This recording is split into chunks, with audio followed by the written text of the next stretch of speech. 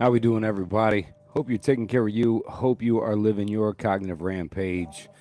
Sorry, got a few minutes late getting this one started. But I love that song, by the way. Ryan Bingham. Oh man, I'm telling you, South Side of Heaven. That song. That song will get you. Love that song, man. Sorry it took me a week to come back and get this show in. I was quite busy. I was doing a lot of things. I'm running comedy shows out here at the Spring Hill Suites Marriott in New Smyrna Beach. Since moving out to the beach house, I had to keep comedy going. Um, Cheers to you as well, my love. But yeah, wanted to get back to this cognitive questions that we were doing. I'm slowly moving outside. I'm slowly moving outside to podcast. That's something I've been wanting to do. It's still a little warm in Florida, so eventually you will start seeing podcasts sitting around the fire. That's what I want to do. I want to sit around the fire, have a couple different camera angles. That's why I got these. I've transitioned. I know I look like a sports announcer. Everybody, welcome to the game. Today's weather's amazing. It's going to be a beautiful show. Oh wow, what a matchup we have, right? So I know I look like that TV announcer or whatever, sportscaster, but this is easier. After 7 years of podcasting with the mic and the mic boom, having to tell people to talk into the mic, then sometimes they back away, right? Now you can feel comfortable, and I'm animated. I talk with my hands. That's what I do. And so now I can do that, right? So I'm making those changes. It's been fun for the last 7 years. I've been podcasting. I have gotten pretty deep into comedy now. I'm going on my finishing up my third year doing comedy. And I love it. It is the toughest job I think I've ever tried to undertake as well. So, I mean, the amount of respect I have for comics that have been in the game for so long, grinding this out, and those that are hilarious, those that are funny, right? Um, Man, it is one of the toughest things. So I admire those that have reached that top end already. So it's been fun. So being so deep in the comedy side, throwing shows. I had a comedy club in Sanford, Florida, Mellow Monkey, for a little while. We shut that down. Going into February for a couple reasons. COVID sort of put the period on it. I was signing the new lease sometime in March. So we held off, right? Thank God. But may be bringing a comedy club back to Sanford here in November or so. Trying to iron out the details right now. So we may be back. This time it's Mad Caps Comedy. I had two partners in the other club that were probably the monkeys of us all. But anyway, we had to part ways. So Madcaps Comedy is the rebranding. Those are the shows I'm doing out here in New Smyrna Beach, and maybe may have a Madcaps Comedy Club opening down in Sanford soon. So I've been so wrapped up in doing that and doing a couple other things too. The marketing company that I run, the Residuals Group, we got really busy. Blessings, I'll take it. And we were building podcasts for people. We were launching people's podcasts. Own the 24 is a podcast we helped put out. We were hired to produce and put out. Mike and Lori there. You can go to Own the 24 and see what they're doing. Things Matter podcast with Suzanne Morrow is another one we launched. They hired us to do the same thing. And so it's been fun helping people get their message out, right? Pull a podcast together because look, there's a million ways you can do a podcast, right? But I like bringing the knowledge that I've learned over the 7 years and sharing that with people, and then watching how excited they get, and nervous too as they get when they start to launch their podcast or begin recording or even going live. So that's been fun. I've been busy doing that as well.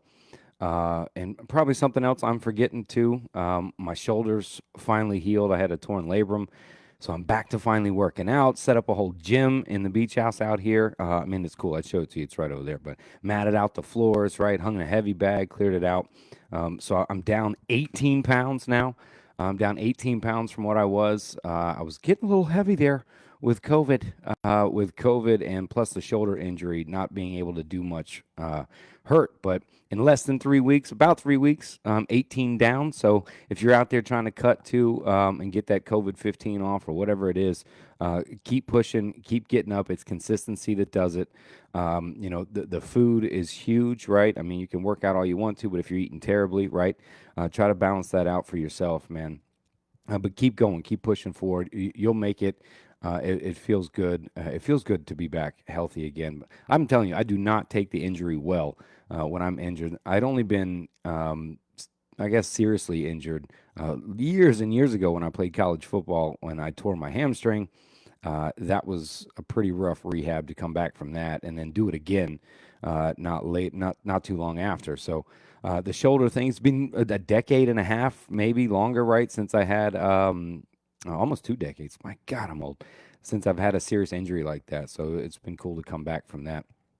And whew, I'm telling you, there were times I was like, I'm not gonna make it. I'm never gonna lift my shoulder again, right?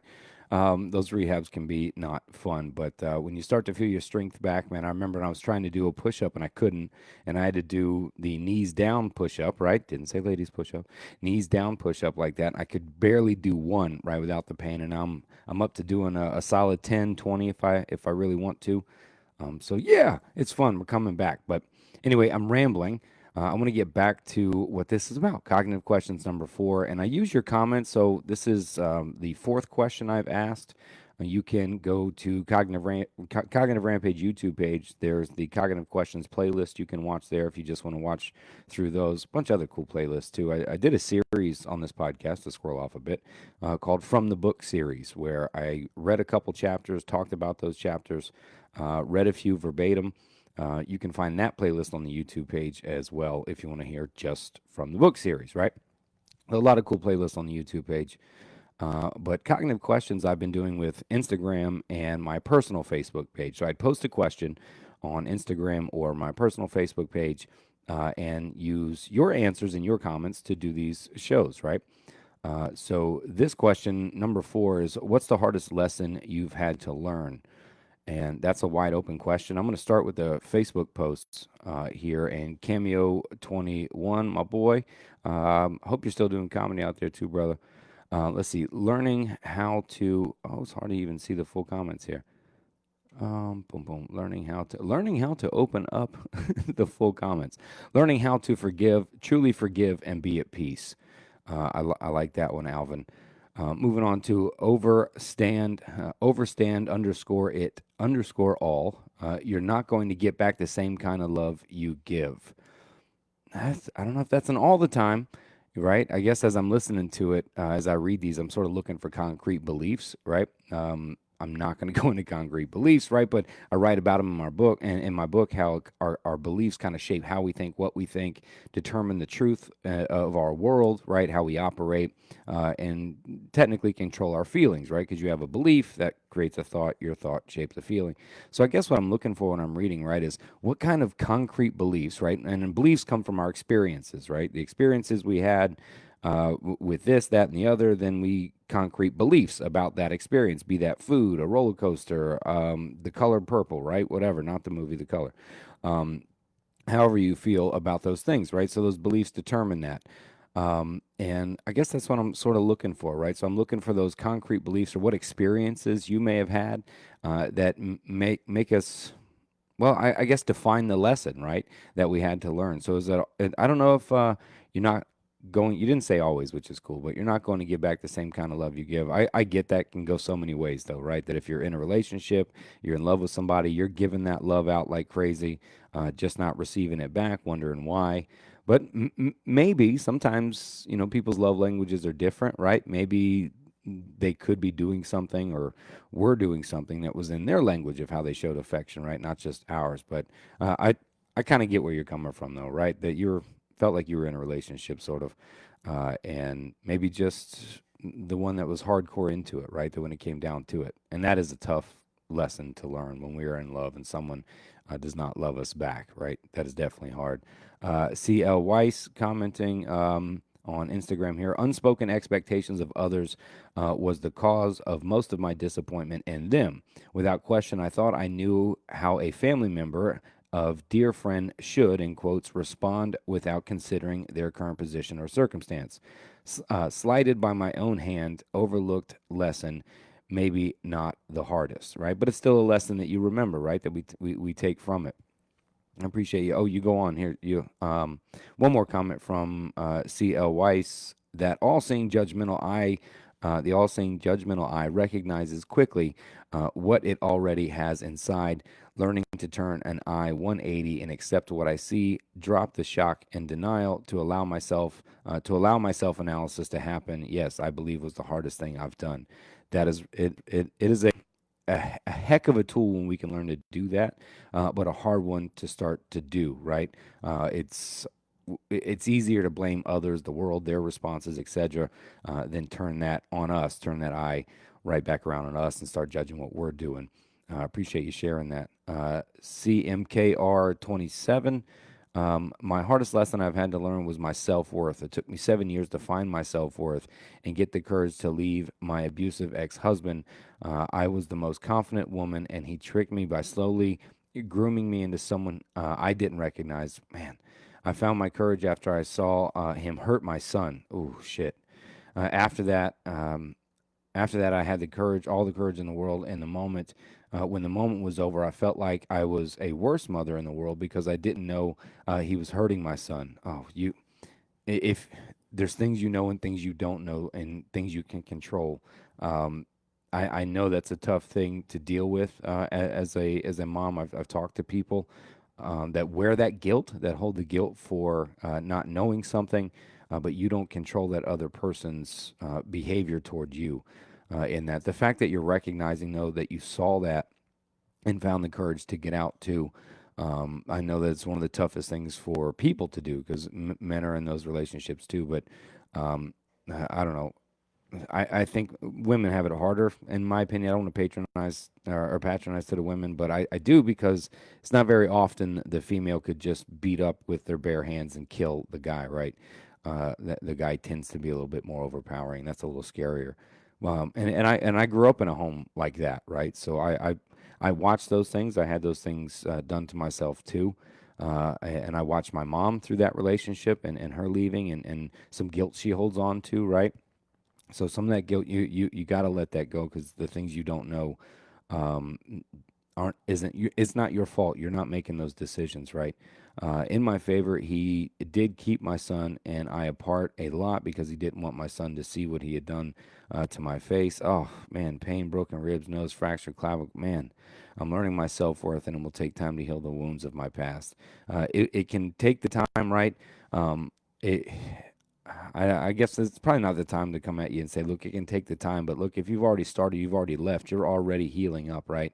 It's letting go of those experiences, right? Which is hard to let go of those experiences because you were in them, right? You know what they were, but use those more as a fuel or a reason to keep changing your life, to be different, to find the self worth. We expect the love we think we deserve, right? And I think you deserve more. And this is going to teach you, right? Don't let it jade you though too much as years from now or whenever or 2 weeks, whenever you start dating again and meet other people, right? Let those lessons learned keep you sharp, right? But don't let it harden your heart. Otherwise, that evil will win. You know what I mean? If you harden your heart to those experiences you've had. But I appreciate you sharing that, and good luck to you out there. Keep taking care of you. Take care of your son. Um, Time will help it out to be able to see your kid more. Just don't lose hope in what you're doing, okay? So I appreciate you sharing that here on the podcast. And moving over to the Facebook page, Heather Brown, karma is real. Treat others as you want to be treated. I appreciate that, Heather Brown, right? Karma is real. It feels like that a lot sometimes, right? I, I try to say karma's right behind me, right? So if I do something, it's gonna hit me right in the ass right again, because I feel like I've got all my bad karma. At least to God, I hope so. Keep praying so, right? So I like to think if I do something bad, something's gonna happen right behind me because it's an empty tank back there, and that is a tough lesson to learn, right? Sometimes we don't realize it can be in business, right? Relationships, we're in it for ourselves, right? And don't mean to be, right? And we're just taking in what we're getting from either the business, the world, friends, right? People around. We may take that for granted, right? And not think to give back kind of what we're receiving sometimes, and then it turns around and gets you in the ass for sure. That's yeah, karma's real. I like that. Peter Bebe, uh, that the grass is not always greener on the other side of the fence, right? The classics. You know, do we say that things are cliche for a reason, right? Or they're true for a reason? And the grass is not always greener. Could one argue? Sometimes it is, right? Sometimes the grass is greener on the other side, right? But I get you from to tell you from personal experience, right? Little Bear was a nickname I had when I was a little kid, right? Also Pumpkin Bear, but that's for you, Mom. But there's a story, right? Little fable, right? Of all the farmers and the bears all got together, got along no problem, right? And then Little Bear comes along, he's born, right? Getting that adolescent age, and they would eat from the farmers' corn rows, right? And they would eat and pull up, and they never ate too much, so the farmer just let it be. Well, Little Bear gets there and he pulls down one ear of corn, he starts eating on it. Before he's even halfway through, he sees the other one out of the corner of his eyes, like that one looks better. And he does this, goes all the way down the row and eats the whole thing, right? And then you got a problem. So that idea, right, the grass not always greener. If you're always jumping to that other side of the grass, you're not finishing what you started, and you keep going one ear of corn to the next, where you know you've done a lot of destruction, and left some people in the wake too. Vincent Drugan commenting, how to let go and flow like a leaf down a river through life. Yeah, letting go touches home to me, Vince. I'll revisit that at the end when I'll tell you one of the hardest lessons that I've had to learn, or I'm still learning, possibly. Yeah, probably, definitely still learning. I'll talk about at the end when I cover everybody else's comments. Angela Zenke, be careful of what you say to someone because it might be the last thing you say to them. Shit. Damn, Angela. I'm not even going to guess why that's a hard lesson for you. I can only imagine why that became a tough lesson to you. But I love that as advice too. Yeah, I see you got a sad emoji there. I can't imagine what happened. But that advice is good to think about. Um, what I try to tell when I talk to people on the phone, my friends, especially my close friends on the phone, my family, when I talk to them on the phone, I have made it a point in my chats and telephone calls, even text messages. I have made it a point, probably over the last 5 years or so, to always say I love you. Right? I say that at the end. If we get off the phone, I'm saying I'm going to tell you I love you, and I do that because I want I want my friends to hear that, right? Because I do love them. And sometimes it can take a day and flip it around, just telling them you love them, right? And selfishly, if I died tomorrow, like you're saying, if it's the last words I said to somebody, the last time I talked to you, then hopefully the last thing I will have told you is I love you, right? So it's a win-win, right? So to get off the conversations like that, even text messages, just telling my friends I love them. And sometimes strangers, right? I may meet somebody and we hang out for the night and have a good time or whatever, or share a conversation. And I may even walk away and be like, hey, I love you too, man. And so I love that advice, Angela. And I'm sorry you had to experience what you had to earn that wisdom that you have. I speak often on my podcast about using the wisdom you've earned, right? You've been through the shit. You need to learn to use that wisdom that you have. I write about that in the book, right? How to access that wisdom. Jeff Ernest, inside every person you think you know, there's someone that no one will ever know. Yeah, right. Another scary thing to think about on a lesson that you learned, something probably somebody close to you. Surprise, you found something out about. So that's a tough lesson to learn too, right? And maybe that happened to a few people with you. Maybe I'm sure that's happened to most of us out here, right? Including myself, where you meet somebody, you think you know them, and maybe inside there's that person you know you'll never know. It brings up the comment to me that you are the person you are when you're alone and no one's looking. Sort of leans into that comment at the same time. I appreciate you sharing that, man. Aaron Sondergas, another comedian, runs the room Grumpy's down in Orlando. So if you ever want to check out some good comedy down there, some people working out some material and things like that, check out Aaron's room down there at Grumpy's. He's got a podcast too. Let's see. That my head is my own worst enemy on any issue. I would agree with you on that one, Aaron. Other than something biological, right? Cancer, right? We're experiencing some illness or injury, right? Or if someone is doing us harm, right? These are the obvious things that are our worst enemy than ourselves, right? But those are events that are taking place. But certainly, Aaron, I would concur with that, man. That our own worst enemy, that our own thoughts, right, are our own worst enemy, and our own best weapon. It's also our superpower, right? And the same thing, the double-edged sword, right? Our head and our mind are certainly our worst enemy, but also our best asset. Daniel Alexander Martinez, another comedian out of Orlando. See, confrontation is incredibly necessary to stick up for yourself, even if it's uncomfortable, even if people hate you for it. I know who you are, Daniel, and I can imagine what you've experienced in your life coming up and having to stick up for yourself and what you do. And you've come a long ways too. Your personality is just bright as hell. So I can imagine making yourself uncomfortable, right? Plus, you're a comedian. You don't have a problem doing that. And making people uncomfortable, but you need to. It's true. I mean, sometimes we got to walk away, right? I mean, I think if you notice a lot of these lessons that we learn, you could possibly add a possibly or a perhaps or a sometimes, right?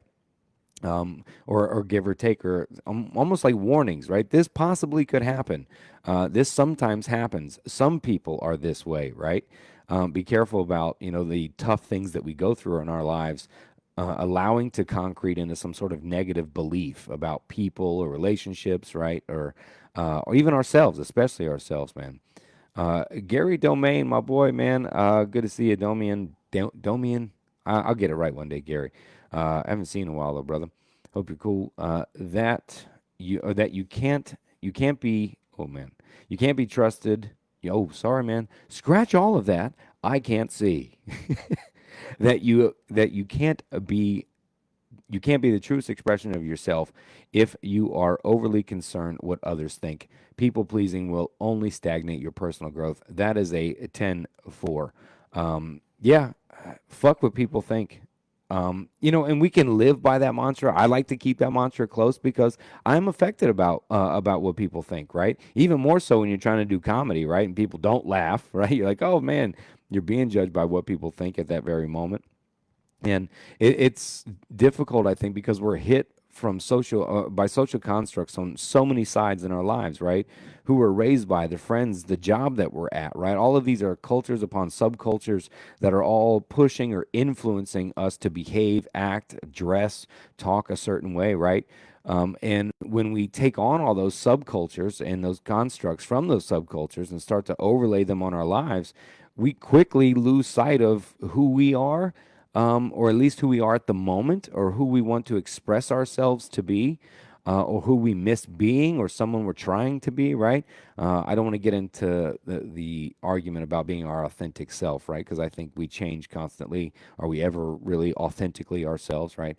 But forget the philosophy side. Just sticking to that advice itself, right? Is that to freely express yourselves in our truest form. I like how you put it like that, to express your truest form.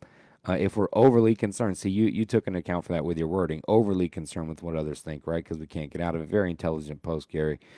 People pleasing only stagnate. It certainly does our growth into, right? Growth doesn't always have to be positive, right? It'll stagnate your growth into the lessons we got to learn, right? Because half the wisdom, or all this wisdom that we're talking about and sharing, has come from mistakes or issues that we've had, right? So appreciate it, Gary. Jim Canfield actually replied to you. Nope, just 100%. Jennifer Nielsen, another comic, that I cannot control everything around me, and I am only responsible for my, in caps, actions. This is true, a hard lesson for a lot of us to deal with, especially when you're inundated with the news or social media or ads, right? Telling you why you should buy this or vote for this or do that. The world's going to die if this happens, and we're all going to hell if this doesn't happen. Yeah, it gets scary, and we want to control those things, right? And especially, I can imagine, right? You're a parent. You're worried about the future. You want to control the world, right, for them, so it's better.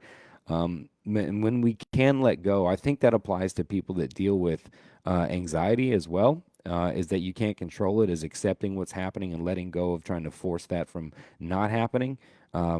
Sort of, it acclimates you better to those experiences. I see, and I'm only responsible, and being responsible for my actions, right?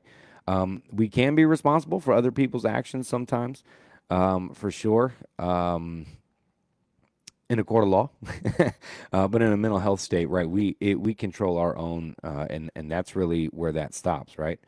So let me see. What's up? Checking in live, Big Biker George, my brother George, man. Good afternoon, brother, to you as well. Never got a chance to make it first, and yeah, Yeah, I never get a second chance to make a first impression, right? You don't. That is a hard lesson to learn, right? Sometimes we meet somebody and we're in a rare state, or we're in a different mind frame of who we usually are, and it comes across bad, right? There's no getting that back. Appreciate you checking in live, George. I hope you and Susan are good, man. Love you. Let's see. Let's see. Misha checking in. Man, I haven't heard from you in a while, brother. Hope you're doing okay. Went through some rough stuff, I know. I see every once in a while. But see, to trust my intuition and instinct, that that is so hard to explain, and even trying to teach people, right? What that is. I mean, I don't know what that is. If it's just biological evolution in our favor, right? And to trust that instinct, right, when you're coming in, or when you get that first impression, right, from somebody, and to listen to that first impression. My mom always says, when people show you who they really are, believe them, right? Anything past that is just emotion. I added that part.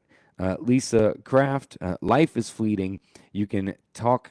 You can talk to a loved one 1 minute, and the next minute they're gone. Ugh. Yeah, that's a. I think that's a lesson that we all try to block out, right, until it happens to us, and to keep that on the forefront, right. I'm seeing a common thread here. A common thread with a lot of this advice is cherish what you have. Um, Take action with the people you love that are around you. Try to bring hope and joy to a moment, to each person that you meet.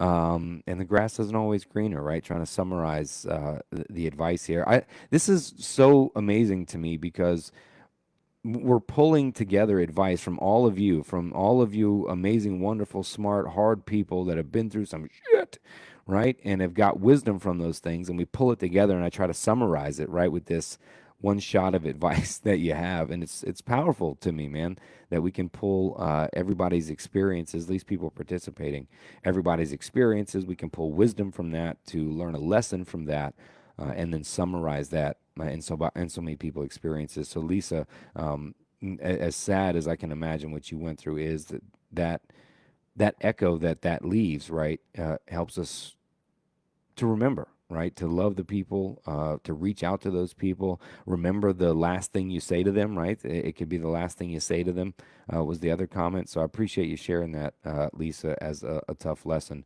Victor Nichols, my God, Vic, way back in the day. Communication in a marriage is the secret to success.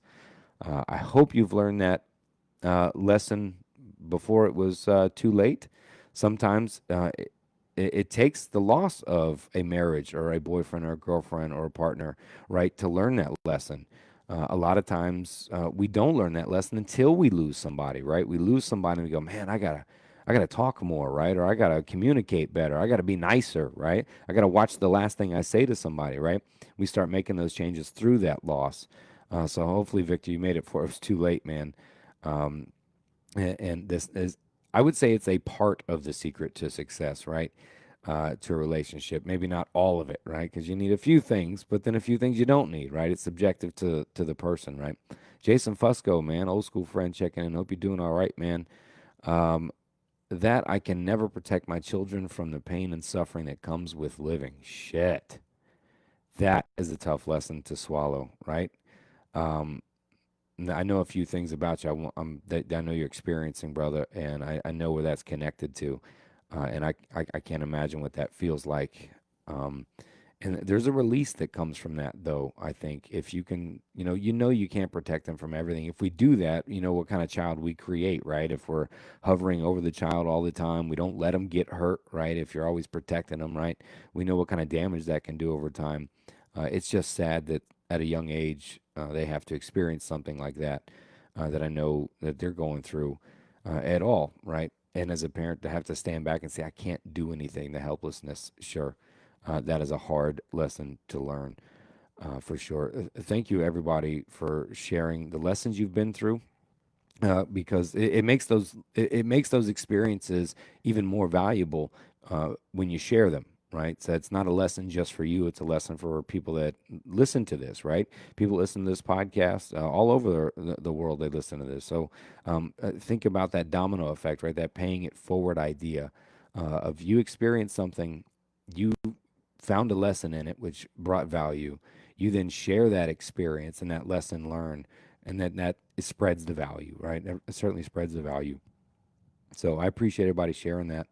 I'm going to, I'm going to tell you kind of where I'm at in a present state about one of my hardest lessons. One of my hardest lessons it's similar theme too, which is pretty cool. I didn't want to share it until I read everyone else's.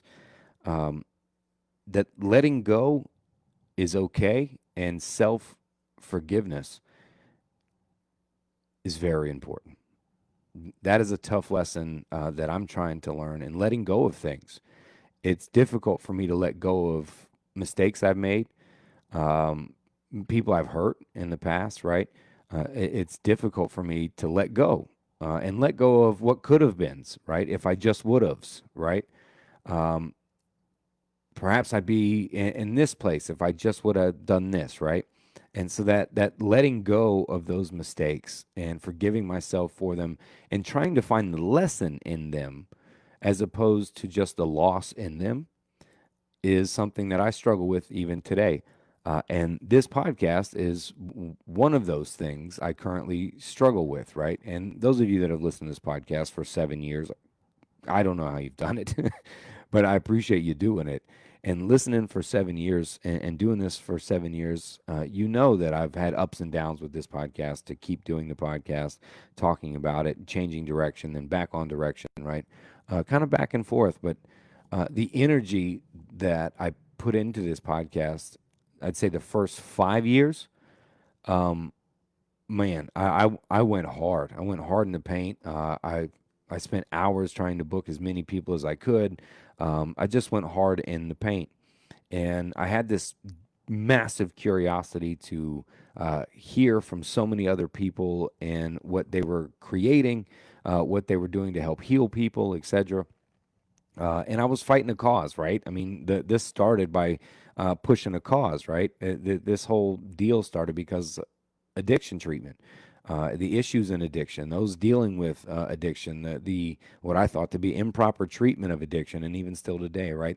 I was on this hardcore mission to get a lot of that information out there. And as that information got out there, I started shifting gears to, all right, people know it exists. Let's bring some solutions, right? That's where my book came in as a solution to what I was pointing out. But then other people's solutions to being healthy or addiction or overcoming their stories, right? So it's been a struggle to let go of this podcast. When I almost did it 2 years ago, I mean, I staged up the last interviews that I had done and walked it out, etc. And I feel I'm back at this point again, right, to where I'm struggling to let go of something I've done for 7 years and built my life around it, right, of what I was doing in this podcast. I mean, I do other podcasts, right? I'm thinking of starting a different kind of podcast, right? Something different. I'm not sure. I may be back in another comedy club here soon, right? So this takes energy, and it's hard for me. I cannot do the Cognitive Rampage podcast unless I'm dialed in, tuned in, and ready to do that podcast, and share experiences and other people's knowledge, etc. And so for me, it's hard to let go currently. It's hard to let go of other mistakes I've made, right? I won't get into detail, you know, years and years ago, and shape those to be lessons in my life. So um, it's okay to let go, right? It's imperative to forgive yourself, right, for things you've done or didn't do or didn't follow through with, and try your best to stop thinking about what could have been, what should have been, if you just would have, and focus on what is, and even what you want, right, what you want to make, is sort of the lesson that I've got from that, right, is focusing on the now, pushing forward. That a lot of times an unanswered prayer is an answered prayer, right? Things we didn't get or didn't do that allowed us to shift and move into a different direction. So, yeah, just sharing the present. I've been transparent with my life and what I'm experiencing on this podcast since I started it 7 fucking years ago, y'all.